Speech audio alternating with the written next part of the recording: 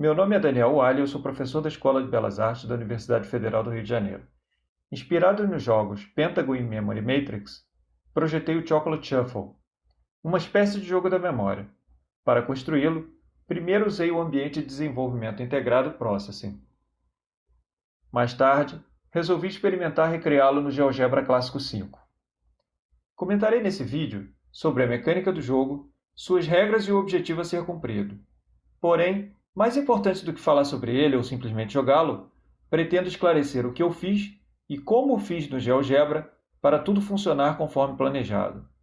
Mencionarei o uso de objetos, listas, variáveis, controles deslizantes, vetores, transformações, enfim, uma série de itens.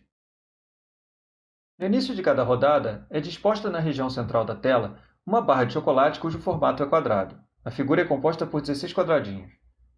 De modo aleatório, algumas dessas partes são sorteadas e giram em torno de seus eixos verticais.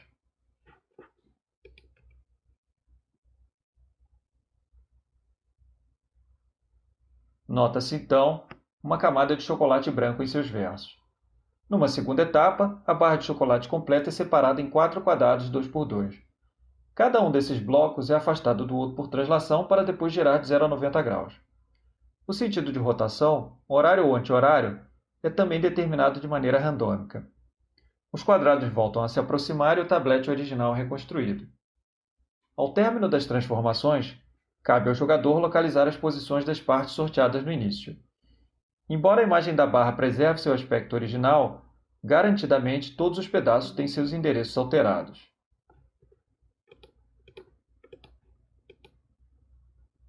Quando o jogador erra alguma posição, o quadrado selecionado fica negro e as camadas de chocolate de cor clara são prontamente reveladas.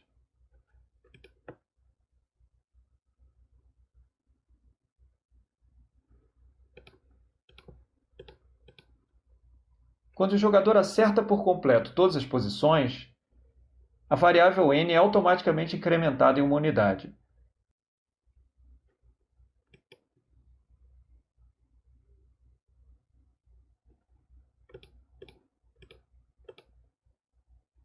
A quantidade de quadrados sorteados varia de 1 a 7. No GeoGebra, quem guarda esse valor é a variável n. Depois dessa visão geral sobre a dinâmica do jogo, chega o momento de revelar a ação dos bastidores no GeoGebra. O efeito de giro inicial de cada pedaço sorteado em torno de um eixo vertical foi produzido assim. Criei as seguintes variáveis. P como um controle deslizante com intervalo de 0 a 3. Alfa, um ângulo cujo valor depende de P. Como assim? No intervalo fechado entre 0 e 1 de P, alfa é igual a π dividido por 2 vezes P. No intervalo aberto entre 1 e 2 de P, alfa é igual a π dividido por 2. No intervalo fechado entre 2 e 3 de P, alfa é igual a π dividido por 2 vezes P menos 1 entre parênteses. 4 pontos constituem os vértices de um quadrado que será deformado. A, B, C e D. A tem coordenadas seno de alfa e 0, B tem coordenadas 1 menos seno de alfa e 0, C tem coordenadas 1 menos seno de alfa e 1, e D tem coordenadas seno de alfa e 1. Em seguida, produzi dois objetos idênticos, polígonos cujos vértices foram mencionados. Ao primeiro foi atribuído um tom marrom e ao segundo foi atribuído um tom bege. Enquanto P varia, os pontos A e D transladam para a direita, param e depois voltam. Já os pontos B e C transladam para a esquerda, param e depois voltam. No meio da animação, o polígono de cor bege fica visível, enquanto o outro de cor marrom é escondido. Para simular o fundo vazio, usei um quadrado negro por trás dos polígonos mencionados. Além disso, apliquei uma operação de homotetia de modo a torná-los um pouco menores do que o quadrado unitário.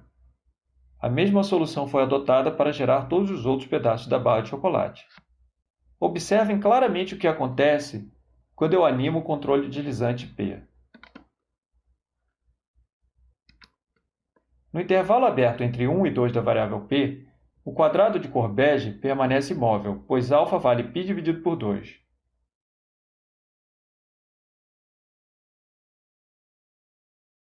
E quanto aos movimentos referentes aos blocos separados, transladados e depois rotacionados por 90 graus?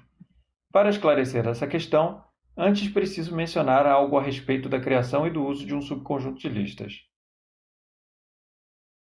Pós é uma lista gerada a partir de uma composição de sequências. Seus elementos são pontos na forma de pares ordenados, que representam os vértices esquerdos inferiores dos 16 pedaços da barra de chocolate. IDX é uma lista cujos elementos indicam, para cada um dos 16 pedaços, a qual dos blocos numerados de 1 a 4 ele pertence. Para desenhar a barra de chocolate, basta varrer a lista pós por completo. Cada elemento é usado como um vetor de translação de um quadrado unitário apoiado nos eixos cartesianos.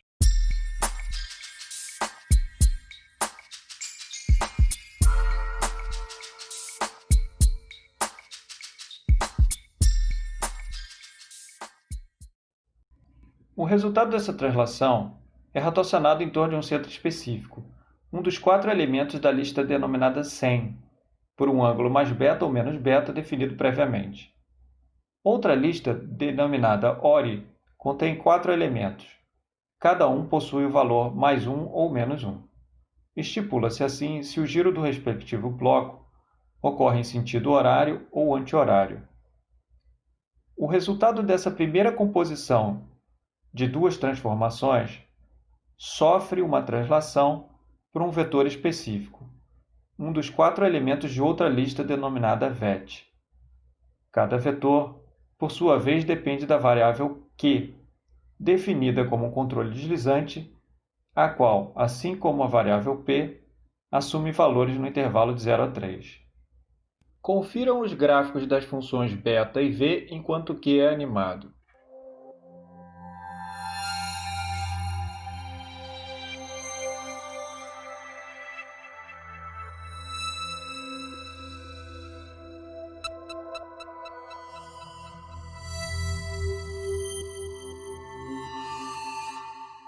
Para facilitar a compreensão, dessa vez os gráficos de beta e v são mostrados simultaneamente.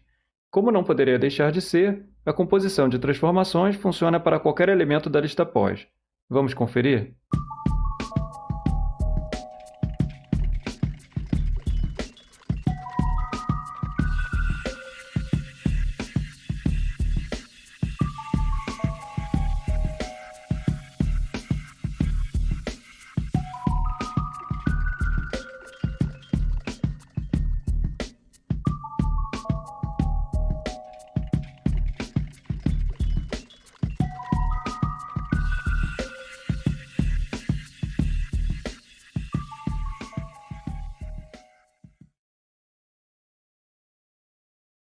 Além de um setup inicial, usei basicamente 3 trechos de código, os famosos scripts. O primeiro é ativado no início de cada rodada para sortear os pedaços com chocolate branco e criar os objetos que os simulam. Ele também atualiza os sentidos de giro dos blocos maiores. O segundo é acionado para deletar alguns objetos temporários, úteis somente na animação inicial. E o terceiro, para constatar se, na etapa final, as escolhas feitas pelo jogador estão corretas ou não.